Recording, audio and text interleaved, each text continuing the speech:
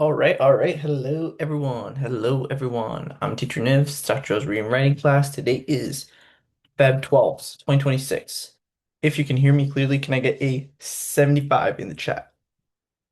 If you can hear me clearly, can I get a 75 in the chat? Can you guys hear me?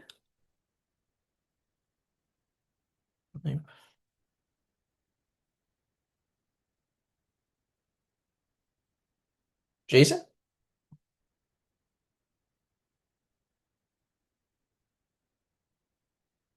Yes, I can hear you. Oh, okay, nice. Awesome. Okay. Oh, sorry. Usually when I say the number, I just want like a quick message in the chat, just to confirm. But okay, you guys can hear me. Great. Let's get started. So let's get start with the book of the day. Um, Now this is recommended for people in high school and a bit younger as well, but still very, very popular amongst young adults. Bridge to Terabithia. Can I get a volunteer to read this? Jason, would you like to read this one? Okay, bridge to Terabithia.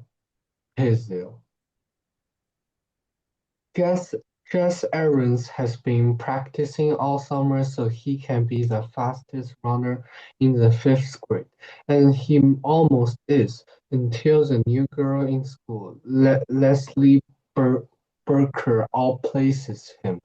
The two become fast friends and spend most days in the woods behind Leslie's house, where they invent an enchanted land called Terabithia. One morning, Leslie goes to Terabithia without Jess, and a tragedy occurs. It will take the love of his family and the strength that Leslie has given him for Jess to be able to deal with his grief. Bridge to Terabithia was also named an ALA notable children's book and has become a touchstone of children's literature, as have many of Catherine Patterson's other novels, including Great Gailey Hopkins and Jacob Have I Loved. Awesome. Thanks for reading that, Jason. So yes, of course, is grouped in children's literature sometimes, but I do think that it touches on a lot of serious topics, and just like things like Animal Farm, where the book itself is easy to consume, easy to read, the messages are much, much deeper. So let's keep going. The author, she's still alive actually. Can I get a volunteer to read this? Maybe Austin. Austin, can you read this? Catherine Patterson, born October 31st, 1932, is an acclaimed American author best known for emotionally rigorous children's and young adults novels, particularly Bridge to Dear Bithia, 1977. Born in China to missionary parents, Patterson spent much of her childhood moving between countries, experience that shaped her sensitivity to displacement, identity, and emotional resilience.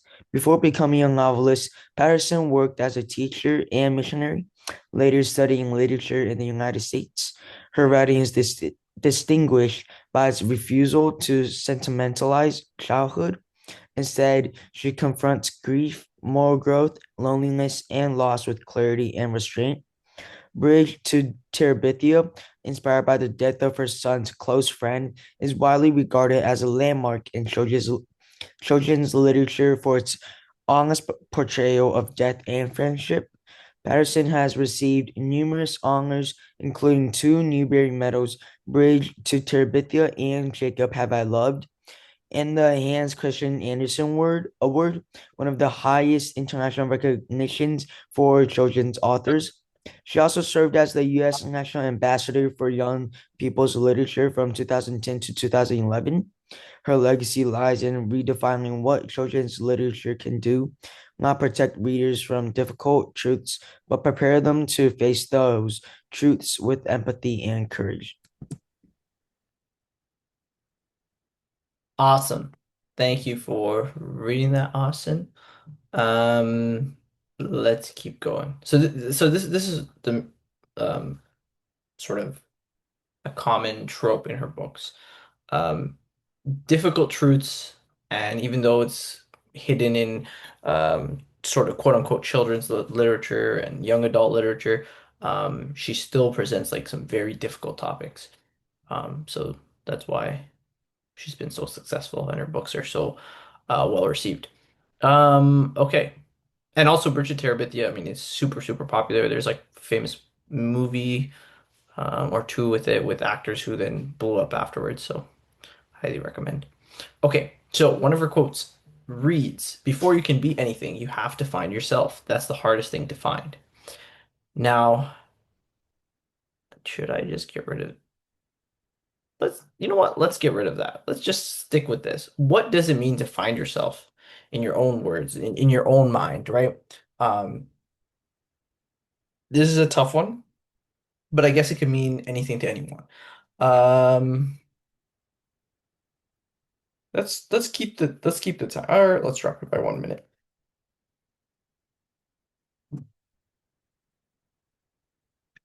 Starting the timer.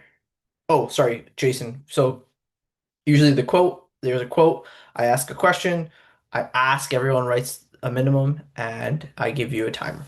And and then you just submit it in the chat. You don't have to private chat me, you can just put it in the public chat with everyone, just because I'm gonna put it on the screen anyways. Okay, starting the timer now.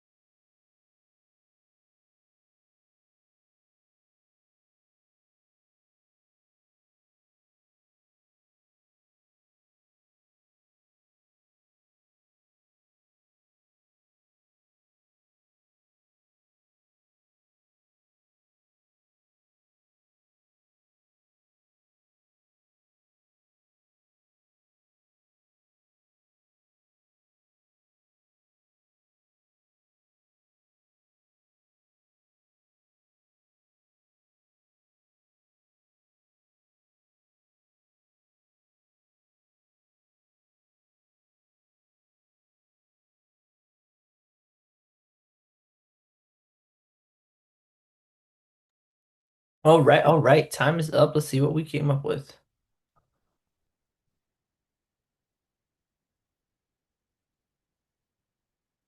All right, Ethan, start us off. I believe that Catherine Patterson you have to you have to find yourself. You have to find yourself. It means finding your purpose for this world. Finding your purpose is a very difficult task to do, but once you have found that purpose, you can be whatever you want to be and do whatever you want to do. My opinion is that this quote is stating how we search for our purpose. But I think that Catherine's perspective on this is not to find our purpose, but to find our passion that we love and keep pursuing.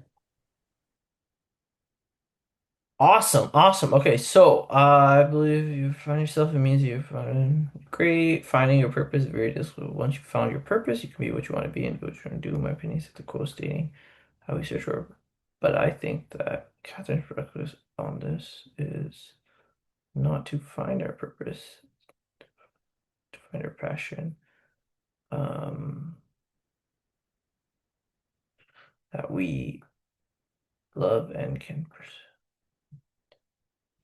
find, find, say, I want to say a passion that we can love and pursue. If you find our passion, then it already implies love and pursue. So I'm going to just say A and then to describe it.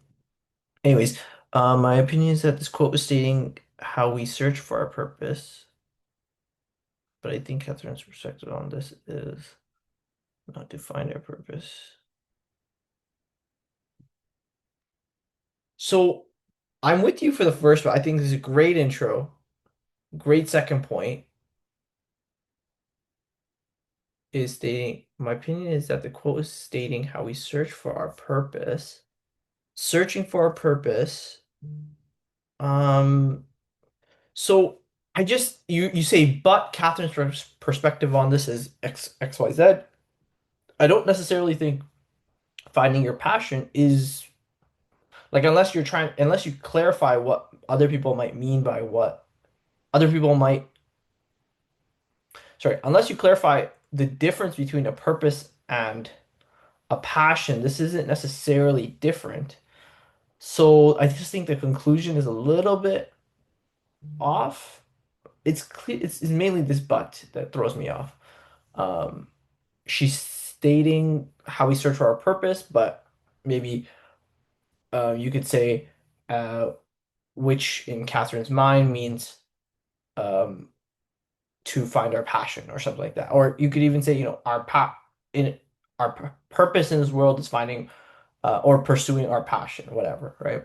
So I just think there's a little bit off in the conclusion there, but the rest of it is very solid. Good stuff, Ethan.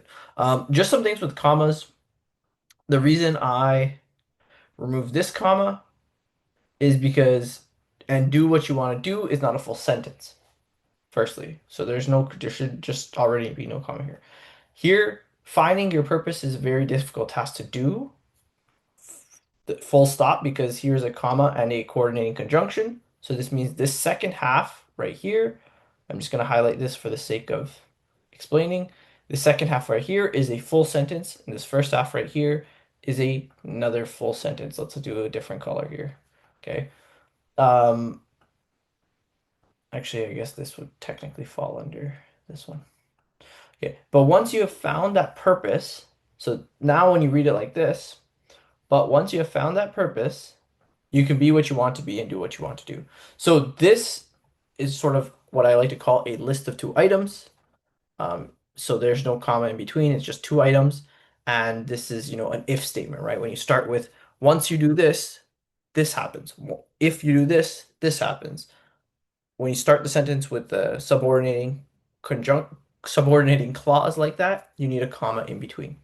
So that's why this comma is necessary here. Okay. Sorry, just wanted to do a quick explainer there, in case anyone was wondering why I moved around those commas. Okay, Russell, would you like to read your response? The quote means that before you try to become successful or popular, you first need to understand who you truly are. Only when you know your real personality and what makes you different is the foundation for everything else. That can be hard because people are influenced by others' opinions, but once you figure out who you really are, it becomes easier to decide what you want to become. Awesome. The, before you try to become successful or popular, you first need to understand who you truly are. When you know your real personality and what makes you different is supposed to make you only when you know your and what makes you different is the foundation for it. So if you read it is only when you know X is the foundation for Y. So when you read it like this, it's a little more clear that there's a grammatical issue here. Only maybe knowing X is the foundation for Y. That works. Or only when you know X can you build the foundation for Y, etc. But as is, this needs to be fixed. So, um, I would say I would say just getting rid of this. The way I would approach this, remember, there's a million ways to fix anything. I would just say changing that right there.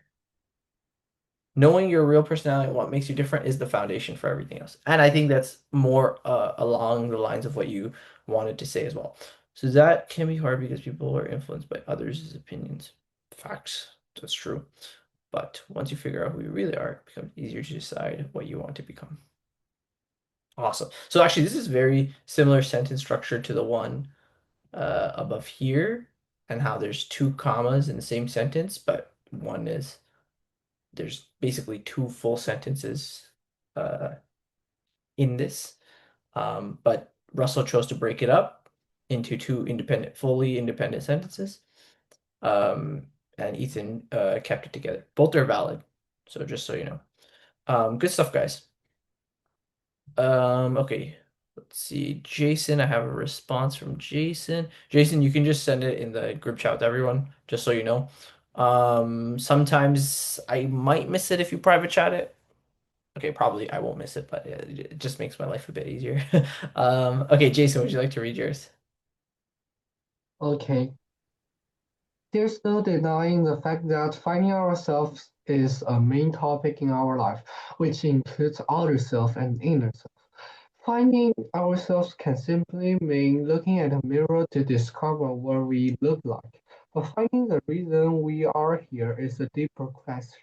It can resolve the question of our aim to come to this world and what we truly desire to be, which is a classic philosophy question. Okay, awesome. Thank you. Okay, just some typos. Um, I'll just fix those. Not a problem. You know, denying the fact that finding ourselves is a main topic in our life. Is a main topic. Hmm. So I sometimes I wonder if we can say a main topic, can we have multiple main topics? I would say major topic. I'm just gonna, you know what? Let's just change this. It's not, I don't know if it's necessarily, it just sounds a bit better if we clarify it's just a major topic in our life. So let's put this in orange. Which includes outer self and inner self. Awesome. Finding ourselves can simply mean looking at a mirror to discover what we look like. But finding the reason we are here is a deeper question. Ooh, great, great, great sentence right here. It can resolve the question of our aim to come to this world and what which is a classic philosophy question. Which is a classic philosophy question. Um, so you know what I would do here? I would actually get rid of this. It can resolve the maybe um classic philosophical question of our I want to say aim. Aim is not the best word here. I'm going to say purpose. Um, to I'm just gonna get change this. Correct me if purpose in this world. Correct me if like I'm missing the main point of what you're saying, but I think this is more along the lines of what you're saying. Aim to come in this world is a bit iffy because you don't have an aim when you come into this world. You're sort of forced into the world. Um, you're forced into this world, period. You don't have a choice. So I would say more so the purpose um, in this world, right? Your of our purpose in this world. Like what are we to do? What is the main what should we be focusing on, etc. We truly desire to be. So actually I'm going to and I'm just gonna cross that out. The reason I moved this is because ending on which is a classic philosophy question is sidetracked from the main point that you're trying to make. And so it actually feels a bit awkward ending off with, oh, by the way, this is a classic this is a classic philosophy question, right? It's sort of not really relevant to the main point, and you don't want to end off like that. But inserting it casually here strengthens your argument, helps the reader connect to your main point a bit more because um, by pointing out that it's a very common question, and so even if your reader might not exactly understand what they're saying here, when you say it's the classic philosophy question, they'll maybe draw a connection to that. So all those things are so this is fine to add, but just not at the end like that. Okay, good stuff, guys. That was good. That was good. You guys all have a pretty good understanding of finding yourself, which is, I mean, really nice for your age to have. So awesome. Okay, who hasn't read yet? Okay, Austin, I didn't get a response from you here, so I'm gonna ask you to read the vocab words.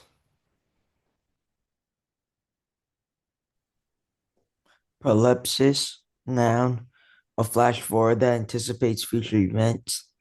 Prolepsis infuses a narrative with fatalistic tension. Analepsis, noun, a flashback to an earlier event. Analepsis interrupts linear time to reconstruct suppressed memory. Obduracy, noun, stubborn refusal to change one position. Her obduracy transforms disagreement into empathy. Interlo- Interlocutor, noun, a participant in a dialogue or conversation. The narrator manipulates the reader as a silent interlocutor. Probity, noun, integrity, moral uprightness. His apparent probity masks capacity for betrayal. Awesome. Okay, so I'll throw these in the chat as well. So Jason, how this works is I give everyone 3 minutes to come up with a short paragraph or one sentence using all the words. Um, did this used to be 3 minutes? Okay, I'm gonna leave it at 4 minutes, but I'm pretty sure I used to do 3 minutes. I'm not too sure what happened there. Um, okay, starting the timer now.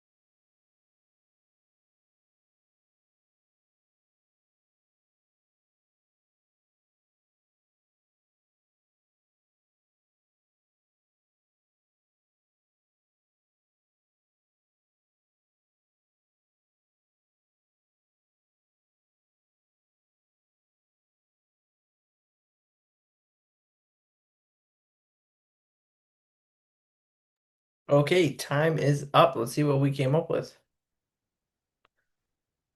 Pretty sure the time used to be 3 minutes, so I've already given you guys extra time.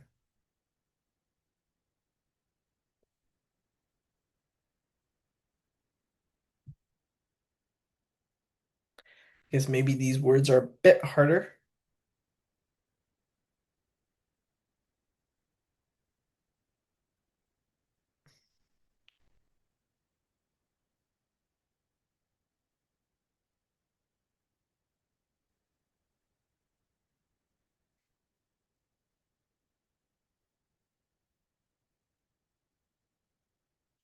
All right, Ethan is our first challenger. Let's see. Ethan, I do appreciate the speed of your responses. All right, Ethan, would you like to read your response? Bob's prohibity and obduracy prolifices his downfall as king of the land. An analepsis of George's cleverness manipulates Bob's mind. George manipulates people as a subtle interlocutor. Okay, Pop's probability um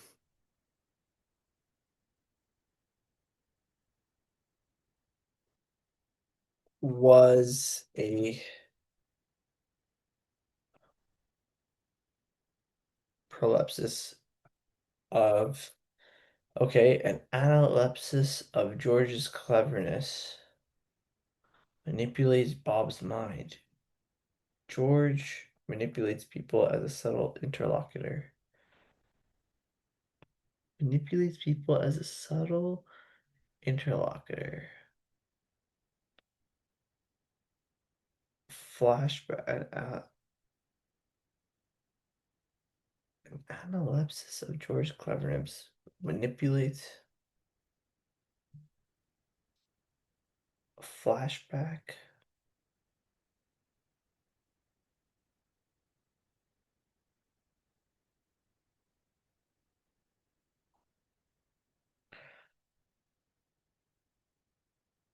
Manipulate. Okay, I guess, and let's just say manipulated. If we keep the tense as past tense, this is fine. Jorge manipulates. Okay, this is current tense. This is fine. It's ongoing. This is past tense. This happened in the past. Okay, this works. It was just very confusing. I guess to read all these words like this. Okay, good stuff, Ethan. I just made a couple tweaks, but I didn't even mark it. Um, okay, awesome. Would you like to read yours?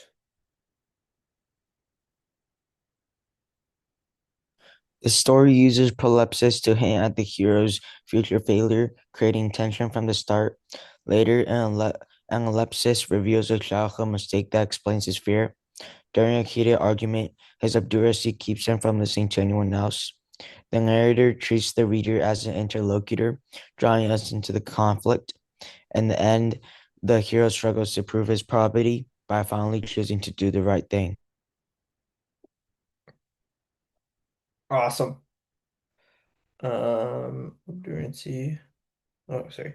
His obduracy keeps during a heated argument. His obduracy. The story uses this narrator treats the reader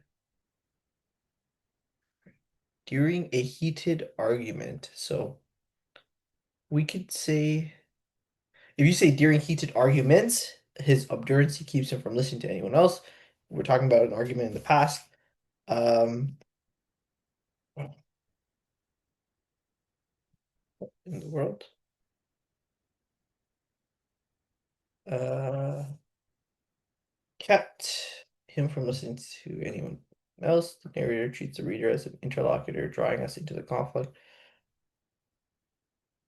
Okay, during it. In the end, the hero struggles to prove his probability by finally choosing to do the right thing. Okay, awesome, awesome. Okay, great.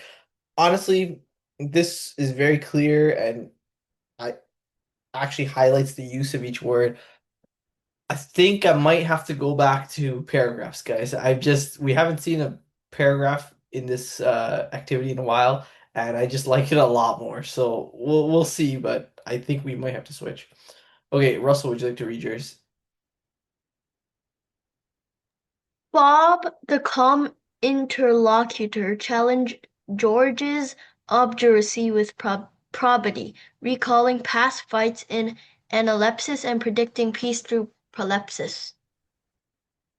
Oh, okay, this is really good. Good stuff. Used all the words uh very clearly. And So it, can we still do sentences? okay, maybe. Mm. This was pretty good. Okay, we'll see. Jason, would you like to read yours? There was a time when the accurate prince desired to kill one of his friends for his property, who revealed the prince's past with prolepsis and analepsis. Analepsis. Desired to kill his friends for his morbidity. Who revealed the prince's past with prolepsis and analepsis. Okay, so this is generally we want to highlight the use case of each word. So okay, so there was a time where the prince desire desired to kill one of his friends for his morbidity, um, in a proleptic vision or whatever. Um,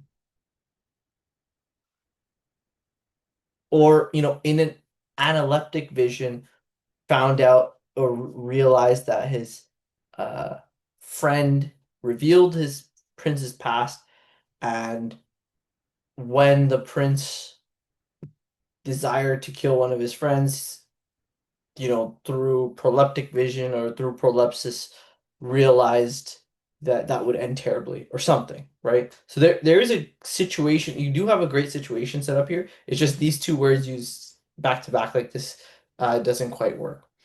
Um, but yeah, okay. Good stuff, guys. Uh yeah, I do we'll see. Maybe I will just encourage the paragraphs a bit more. Just because then we can really highlight the use case of each word, and I can see that you guys clearly understand what the word means. Um, I think when we try and fit it all into one sentence, we kind of hide the true use cases of the words. Okay, so anyways, let's jump to this next activity, which was I want to do like a bit of a essay analysis activity, persuasive essay. So first, let me actually see if I can throw this in the chat or if it's too long. Okay, it is too long. Um, let's see. I'll throw it in the chat one paragraph at a time. This might work. Nope, that didn't work. I was doing it two paragraphs at a time, but okay, you know what we'll do? We'll have someone read while I do this. So can I get a volunteer reader? Who hasn't read in a while? Any volunteers? Okay, Ethan, can you read this one? Sample persuasive essay Toronto, the Big Smoke. Over the last few years in Canada, many governments have been discussing whether or not to ban smoking in public places, such as bars and restaurants. Toronto should take initiative and pass an anti-smoke bylaw. The passing of an anti-smoking law in Toronto, bars, and restaurants is beneficial to the city for three important reasons. The overall image of the city would benefit bars, restaurants, and will be much cleaner. And the health for those frequent and work frequent and work in these establishments would improve. First, the city First, when a city passes a law to make it a cleaner place, the image portrayed by that city to others approves. If Toronto passed a law banning smoking in restaurants, more tourists would come to the city for vacations because they would not have to worry about smoke-filled bars and restaurants. This bylaw would also reduce clutter in restaurants because it would eliminate the scatter of cigarette butts and ashtrays. With cleaner environments, more residents who did not go out before could also go out and with enjoy the fine eateries Toronto has to offer. Furthermore, if Toronto were to pass this law, other manufacturing cities, Toronto as a healthy city would cite Toronto as a healthy city. Governments across the country would follow suit. Therefore, banning smoking in bars, restaurants in Toronto would benefit the image of the city. Awesome. Thank you for reading this, Ethan. So, firstly, this is a very old essay because smoking is banned in like every is banned in I think like almost every major country, like smoking in restaurants and things like that, to protect the employees and also people who other patrons who don't smoke. So this is a very old essay, but nonetheless, it was written by a student, and let's talk about it for a second. So there's still a second half of the essay. There's the last paragraph and the conclude or the last body paragraph and the conclusion. Before we get there, let's talk about some pros and cons of this. So let's start maybe with the pros. What stood out to you guys as positive about this essay? What did they do well? Might be easier to start with that. What did they do well? Russell?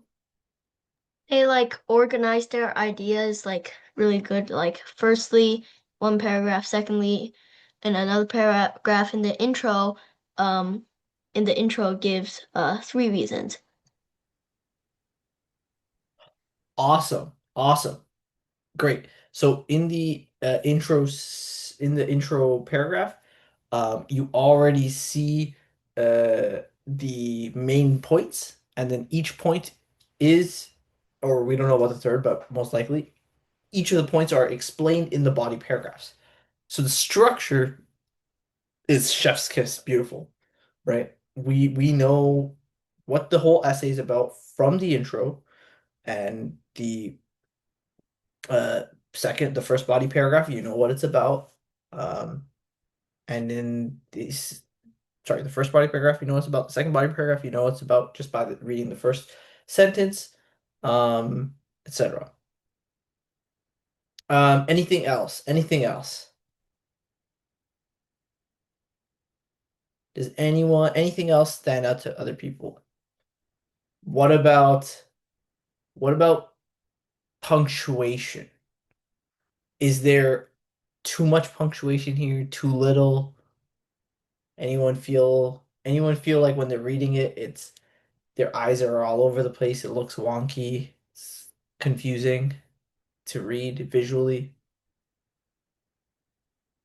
No, right? The punctuation is used correctly. There isn't too much. There aren't, too many colons, but there aren't, there's still a colon in the beginning. There isn't an obscure use of semicolons. It's clean. Um, Another thing I want to highlight is the use of transition words. Trying to find the highlighter version. Let's do highlighter. Okay, great. Transition words, right? These are great. Therefore, um,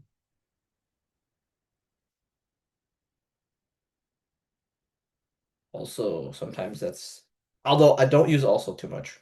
That's a common trap for students. Therefore, these are great. They help the sentences flow. When you're reading, you don't have to, therefore, you don't have to stop and think as much. Therefore, covers a lot of the transition between sentences. Um, okay. What about anything else anyone notice? I'm gonna just pick on people if no one has anything. It's very easy to find good things. So this part everyone should participate for sure. All right, awesome, awesome. Give me another category or something. Something about this that you think they did well.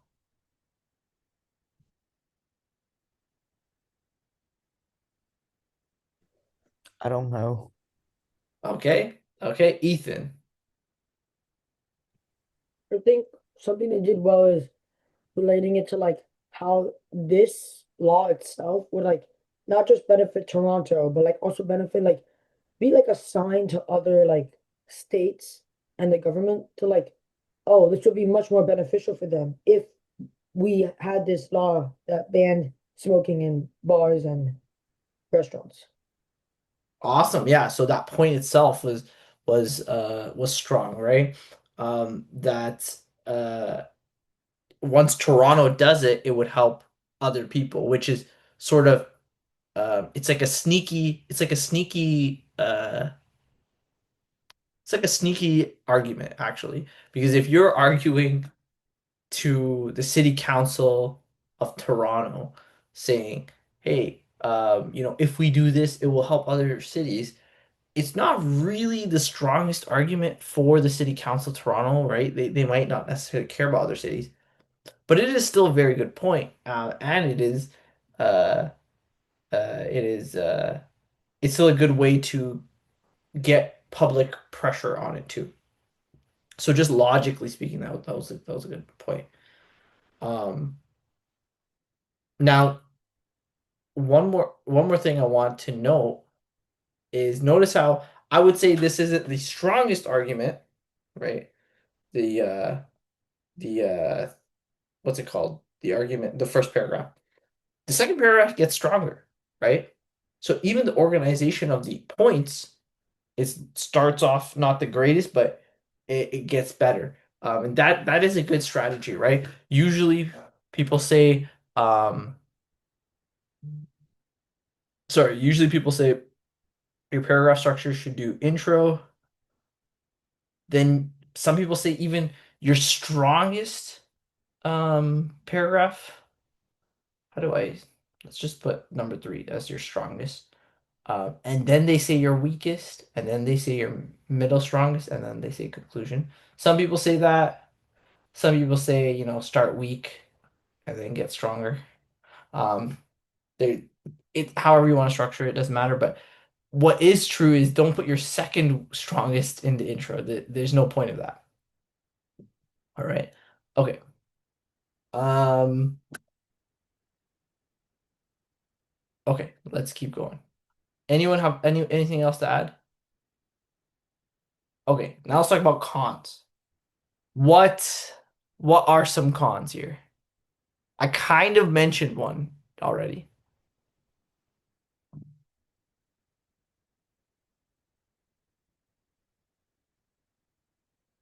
Okay.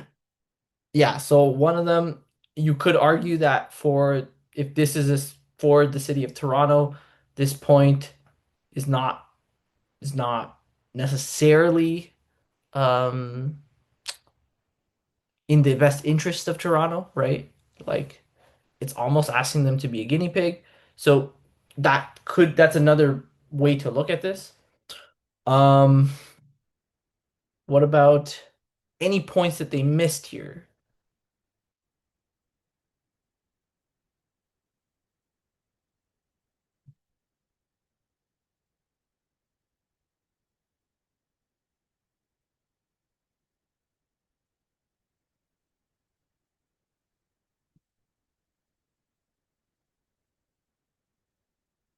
Okay, okay. Let's keep going. Let's keep going. Let's go and then let's talk about it all together at the end.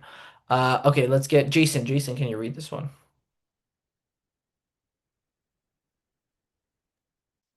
As they revealed, third, every year many people suffer physically from the various effects of tobacco smoke. People who work in bars and restaurants or frequent them often often suffer needlessly because of the smoke atmosphere. Tobacco-free environments will enable asthma sufferers to enjoy eating out. Currently, many of these people cannot enjoy a night on the town because of their medical condition.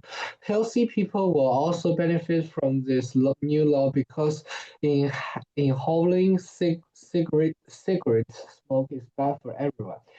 Smoke inhalation leads to diseases like cancer. Furthermore, smoke can cause headaches and watery eyes. Many people avoid going out to eat because they do not want side effects from dinner. Banning smoking in bars and restaurants will make dining a more pleasant and less harmful experience. In conclusion, the city of Toronto is one of the most influential cities in Canada. As a result, the city should pass an anti-smoking law because it will help the overall image of the city, boost restaurant sales, and improve the health of many people. Smoking is a habit that affects cities in many ways, and by passing an anti-smoking law, the city of Toronto will not only better itself, but it will also set a precedent for all cities across the country to follow. Awesome. Thanks for reading that, Jason. Um, okay. What do you guys think about the conclusion now? We don't have to split up in pros and cons. What do you guys think about the conclusion?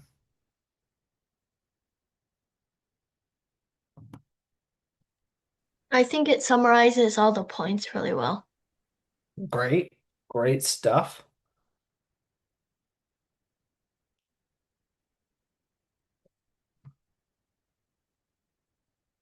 I personally think being a precedent for cities in the country to follow, I personally think, again, I don't think it's the strongest point, and I'm not a fan of ending it off like that personally. Um, One thing that's done well is in conclusion. That's good. It's very clear.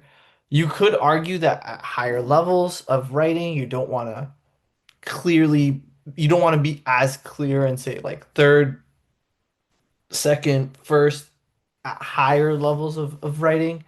Maybe you don't want to be super duper explicit like that, but um, that's not really that's just a minor thing. Um, so one thing I would do is say that this point right here is a little bit, it needs to be clear that it's going to make dining more pleasant and less harmful for those who don't smoke. Because for those who do smoke, uh, it's actually going to make it much less pleasant for a lot of people, right? Maybe you could just stick with less harmful. That applies to everyone, right? Smoking is harmful to everyone, but less pleasant for a lot of people who smoke. I mean, it's probably way more pleasant to smoke inside. So that sort of, I would say that's a critique. Like it needs to be a bit more specific there. One could argue that arguing smoke can cause headaches and watery eyes um, isn't isn't a strong sentence. Actually, let's talk about this. Why do you guys think, why isn't this a strong sentence? In a formal essay, right? Like in a formal essay, you have time, you have research, everything. Um, right? I don't expect this is a relatively strong sentence if I'm just asking you guys to write a quick paragraph, right? But in essay, the standards have to be a bit higher. Why is that somewhat of a why is that not the strongest sentence?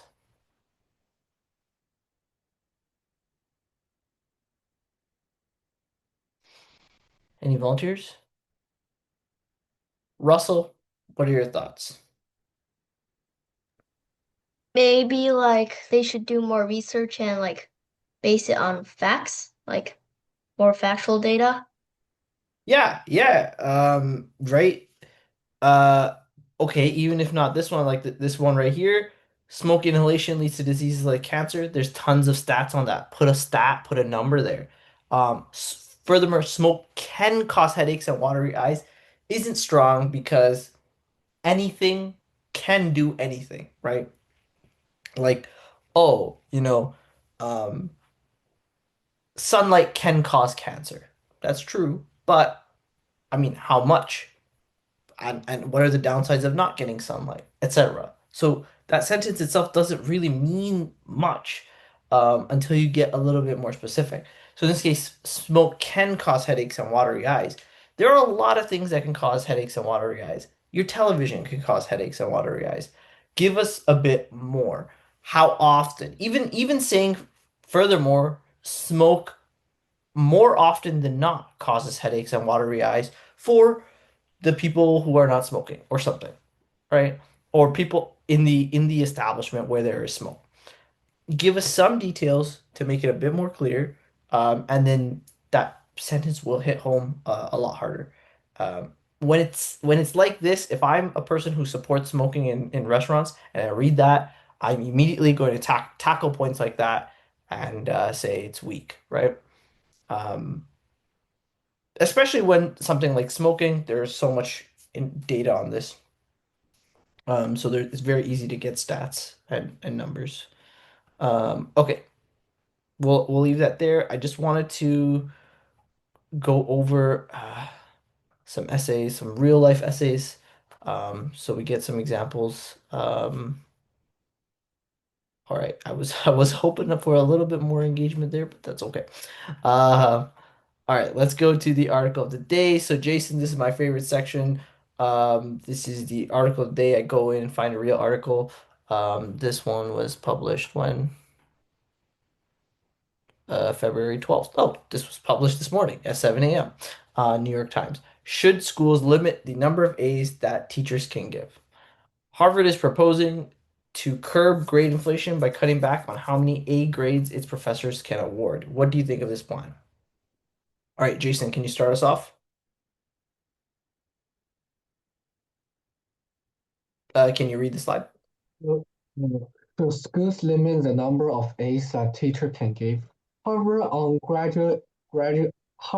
Harvard undergraduates would compete for limited number of A grade in their courses under a fa- faculty committee proposal released Friday, May to tame grade inflation of the Ivy Legal School. During the last school year, about two-thirds of all undergraduates' letter grades were A's. Under the new proposal, grades of A will be limited to 20% of grades in a course with an allowance of four additional A's. So, for example, a professor teaching a class of 100 students will be able to award up to 24 grades of A under the proposal, which could come to vote by faculty this spring. There will be no limit on A minus and lower grades.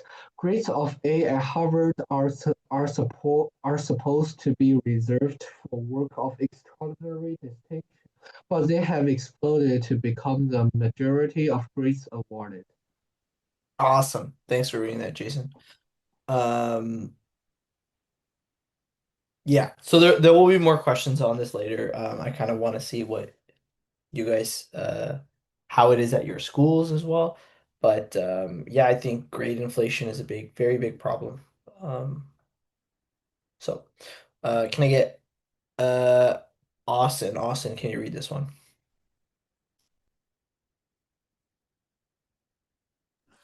In developing the proposal, the committee decided to propose returning the A to a lofty designation as it had originally been intended, said Alicia Holland, a professor in the Department of Government at Harvard and a member of the committee that issued the proposal. We thought, what if we tried to give meaning to the shared standards we already have around grading?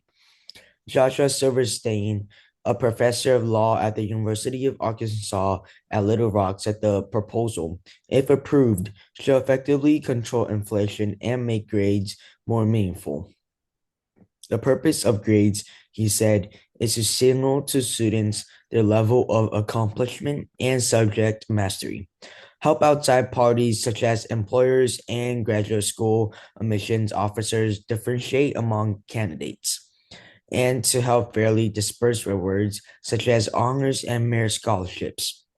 I like what Harvard is doing, said Mr. Silverstein, who has studied and written about grading theory.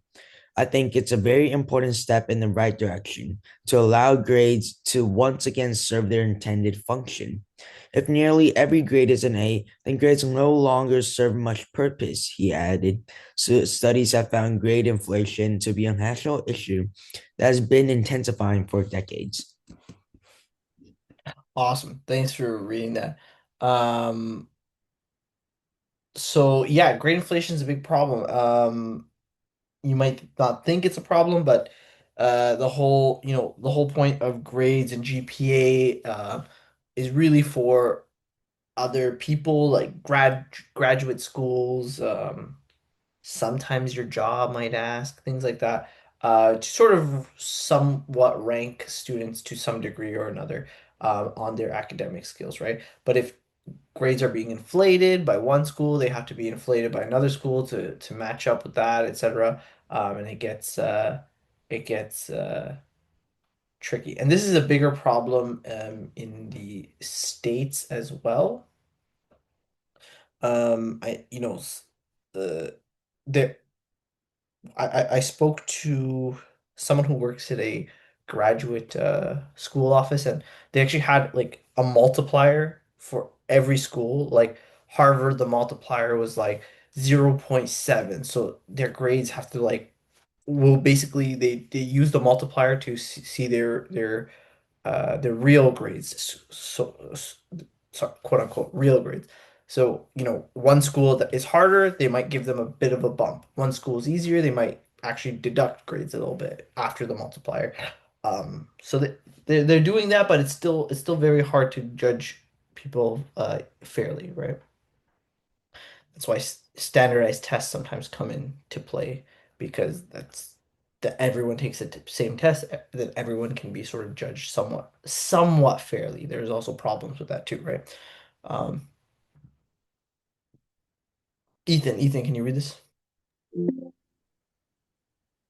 Harvard has been trying to make A's more rare. Its off its Office of Undergraduate Education released a report in October urging faculty to bring grading back into integrity. The encouragement seemed to have some effect. Grades of A fell to 53.4% in the fall semester. Harvard grade inflation report in October floated to the notion of recognizing the best students by allowing limited numbers of A's, a grade not used at Harvard. Uh, but that idea is not in the new proposal. The new proposal would like to determine the ranking for honors and awards not by grade point averages, but by average percentile rank, which is the measure of how students in the course compare with one another. The proposal says that ranking would be for Harvard's internal use, not to appear on transcripts. Princeton University attacked grade inflation in the early 2000s with a recommendation limit on A's, which to tame inflation. The measure was unpopular with students, however, who said it increased competitiveness and stress and discouraged cooperation. that the limit was repealed a decade ago, and grade inflation returned. Mr. Silverstein said increased competitiveness for limited top grades is a real concern, though he still believes the proposal would be valuable. The proposal will be up for discussion at town hall style meeting on campus later this month.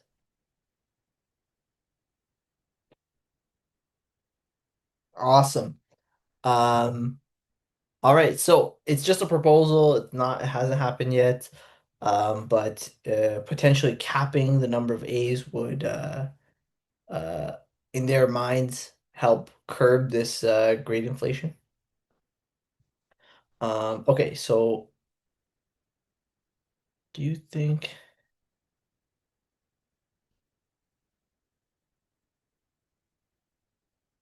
okay. Let's do a quick one to start us off. 2 minutes. Do you think your grades are an accurate assessment of your effort and performance? So your grades personally, right? Not just like grades in general, but your grades, are they an accurate assessment of your effort and performance? I'm going to put a 2 minute timer.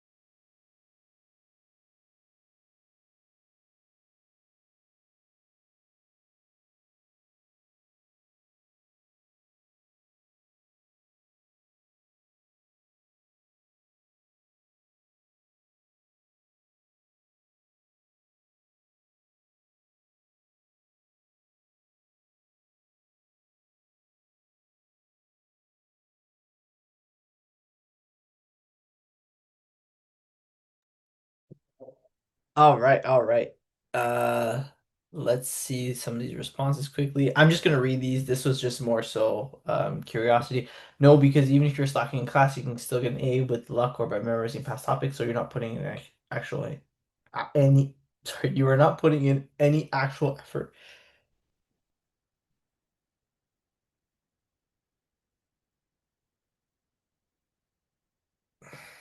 Okay. I was more so wondering your specific personal experience with grades, right?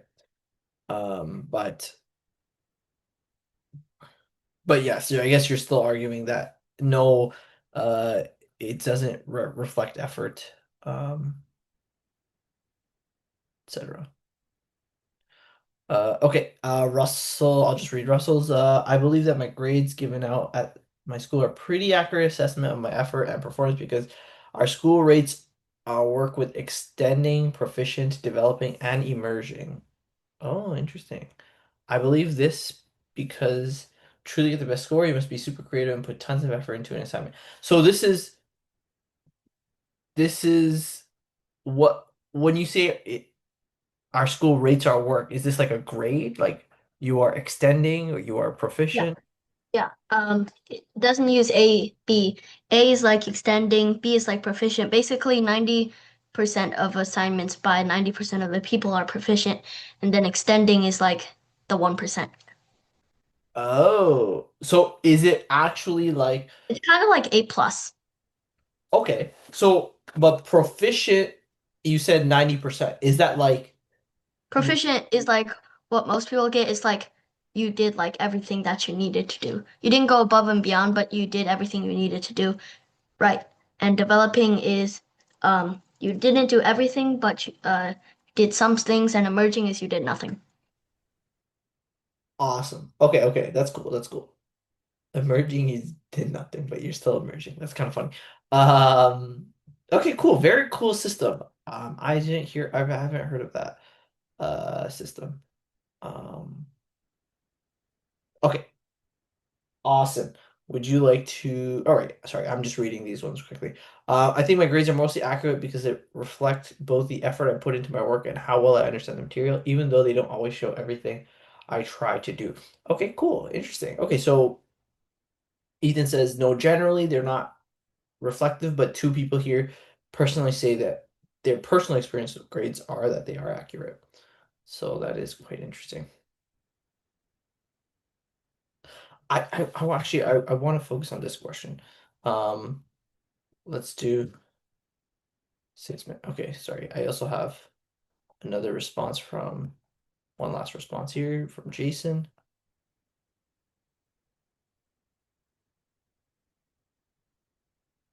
Okay, Jason says to some degree it matches my performance and showcases how hardworking I am in a specific period of time. I like how you said specific period of time. However, I don't consider it I don't consider it, you can just get rid of that, a fair standard for it's unfair to justify a person just by one's ultimate score by one. I would just say by one ultimate score. Um, In addition, the standards should be more various and not just restriction of studying grades. Okay, let's just highlight that. So what I think you mean to say the In addition, the standard I think by which we grade people should include a variety of methods and not just grades attained by studying. That's how I would phrase that. Because what you're saying is not the standard. Firstly, the standard, like what is the standard, right? The standard by which we grade people, that's what you mean, should be include a variety of grading methods and not just grades you can attain by study. Let's put it that way, by memorizing, as Ethan said. Um, okay, let's do this one. I'm gonna give you guys quite a bit of time for this.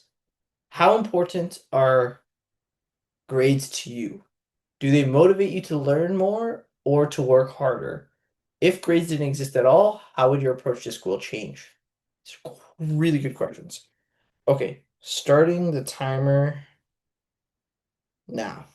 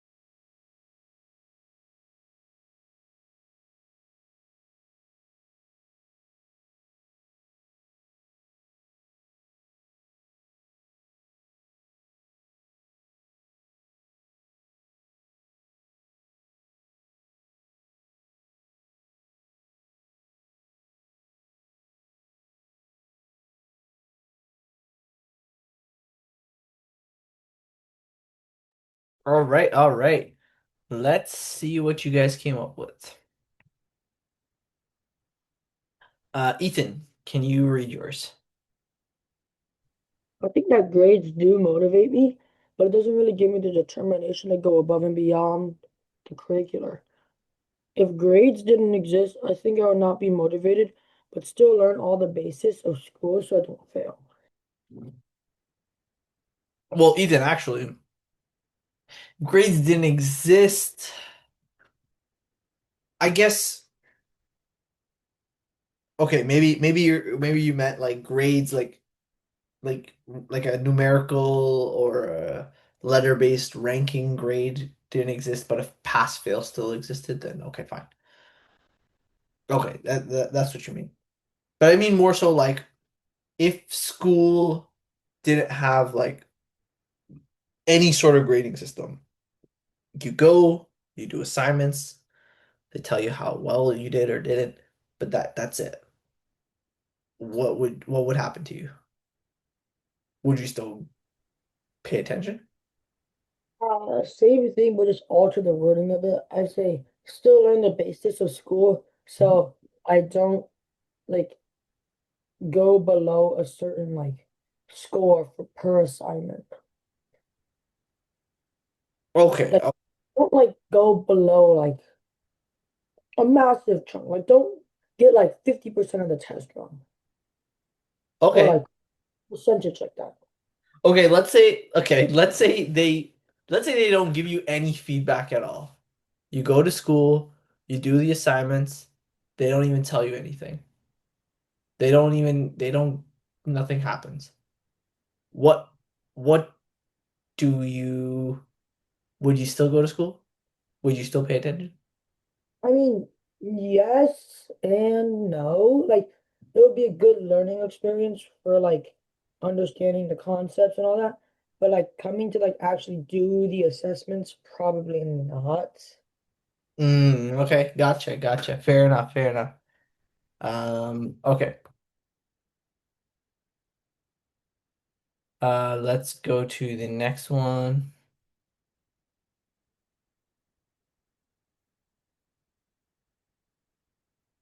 Okay, Jason, would you like to read yours?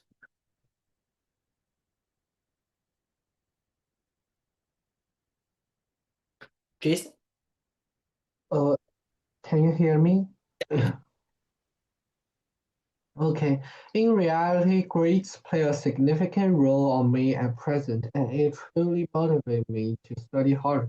Nevertheless, if it didn't exist, I demonstrate that my school life will be fully enriched instead of staying indoor all day solving questions. Furthermore, it will lead to learn true ability that promotes us to run longer, which is more meaningful to us. Awesome. Okay, so nevertheless, if it didn't exist, I demonstrate that my school life will be fully enriched instead of staying indoor all day. So, um, okay, I like the intro. It plays a significant role on you at present. I like that. Nevertheless, if it didn't exist, will be I demonstrate. So if you say I demonstrate that my school life will be fully enriched, demonstrate means you're doing.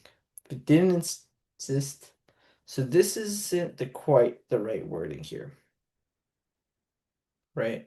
So let's say if it didn't exist, maybe I would make my school life more fully enriched.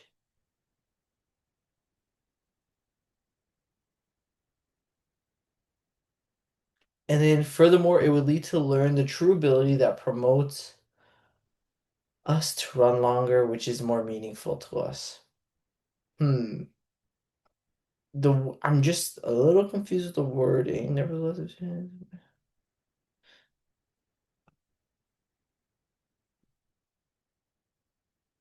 okay. So nevertheless, if it didn't exist, I would uh do spend more time with friends and uh, doing physical activities at uh, um, during school. So my life will be more fully enriched instead of staying indoor all day and finding